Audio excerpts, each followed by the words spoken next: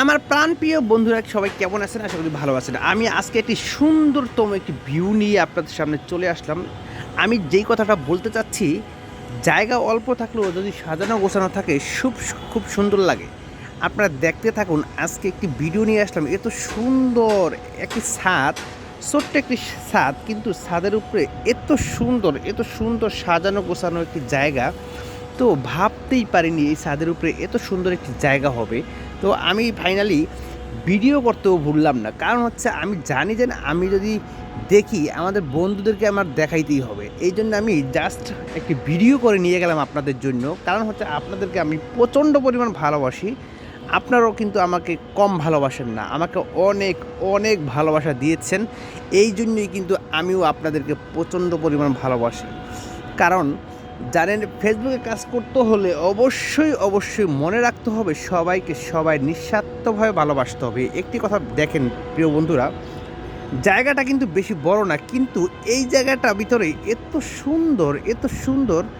সুন্দরভাবে সাজানো গোছানো একটি বাগানের মতন বানাইছে। দেখেন জায়গাটা কিন্তু খুবই ছোট, বেশি বড় না, কিন্তু তারপরে কিন্তু তারা খুব সুন্দরভাবে জায়গাটা পরিপাটি রাখতে পারলে কিন্তু সবই সুন্দর হয়। আপনি যদি সাজানো গোছানো রাখতে পারেন, তাইলে কিন্তু আপনার জায়গাটা কিন্তু খুবই চমৎকার দেখা যায়। এই জন্য কিন্তু তারা সাজানো গোছানোভাবে রেখেছে। তো এখানে তো একটা খেলার মাঠও আছে। খেলার মাঠটা এত সুন্দরভাবে আর্টিস্ট করেছে, দেখতে পাচ্ছেন। এটা কিন্তু এই ব্যাডমিন্টন খেলার মাঠ, কিন্তু এত সুন্দরভাবে আর্টিস্ট করেছে টাইলস দিয়ে তারা সব আর রং করবে না সেই চিন্তা ভাবনা করেই কিন্তু এখানে টাইলস বসাইছে, ঠিক আছে, দেখতে পাচ্ছেন।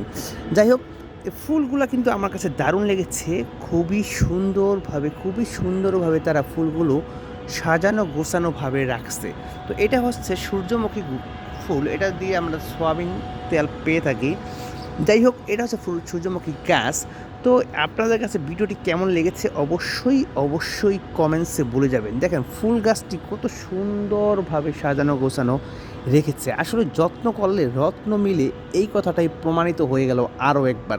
কারণ হচ্ছে যত্ন করলে রত্ন অবশ্যই মিলবে। দেখতে থাকুন প্রিয় বন্ধুরা। আসলে আমি আপনাদের জন্য নতুন নতুন ভিডিও কালেক্ট করে কিন্তু আপনাদেরকে দেখানোর চেষ্টা করি। তো এইটা কি ফুল দেখতে পাচ্ছেন? এটা কিন্তু ডালিয়া ফুল। আমার মনে হচ্ছে যতটুকু, ডালিয়া ফুলের কালারটা কিন্তু চমৎকার।